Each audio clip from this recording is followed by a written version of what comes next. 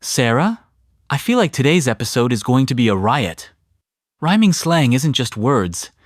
It's like a secret handshake for Londoners, isn't it? Totally, Paul.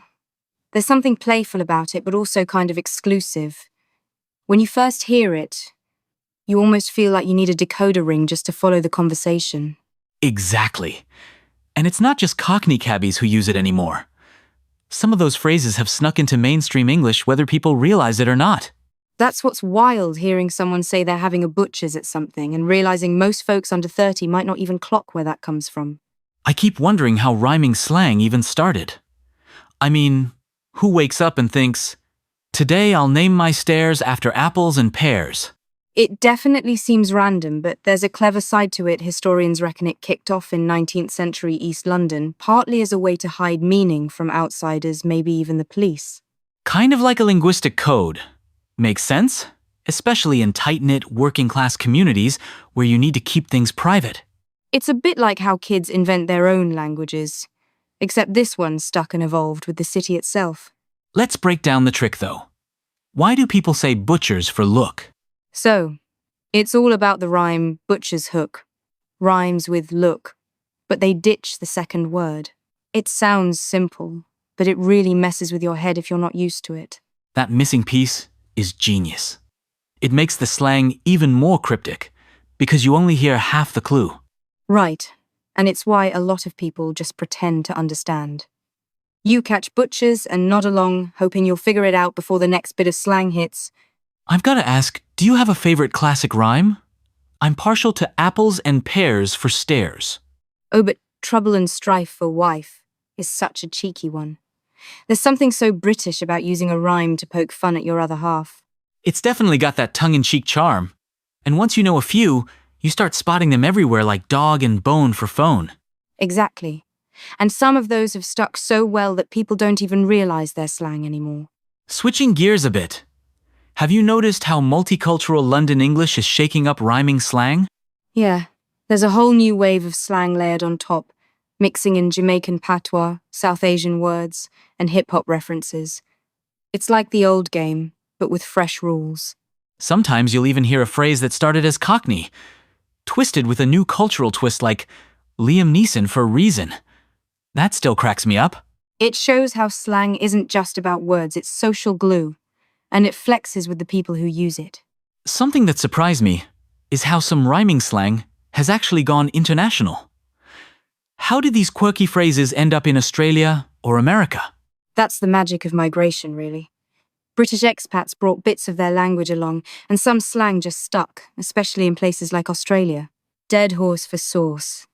That's a classic down under. So it's almost like a linguistic souvenir, a way to keep a piece of home when you're far away.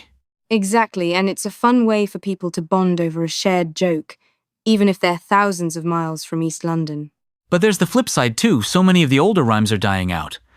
Is it just that young people don't see the point? It's partly that, but also because culture moves fast. If a phrase doesn't feel relevant anymore, it just fades. No one's talking about plates of meat for feet outside of certain circles. That kind of loss is sad, but maybe inevitable. Language keeps moving, even the secret codes can't resist change. True, but sometimes they're revived by nostalgia or pop culture, like when TV shows or films bring old rhymes back for a laugh. Let's get to the heart of today's episode, the rhyming slang game. Why do you think it's so much fun for people? Honestly, there's just something hilarious about trying to guess what someone means when they're talking in code. It's like a puzzle, half-language lesson, half-comedy sketch. It's the unpredictability for me. You have to think on your feet, and sometimes you just end up laughing at wild guesses. And even when you get it wrong, it's a chance to learn something new, plus, you can always invent your own. So for folks listening at home, here's how the game works. One of us throws out a rhyming slang phrase, and the other has to guess what it means. Sound fair? Couldn't be simpler. And if you're playing along, grab a notepad or just shout your guesses at the speakers, we won't judge. Should we keep score? Or just go for bragging rights? Let's say the winner gets to invent a brand new slang phrase at the end. That's a proper London twist. All right, I'll start us off. What do you reckon loaf of bread means? Oh, that's head, like use your loaf.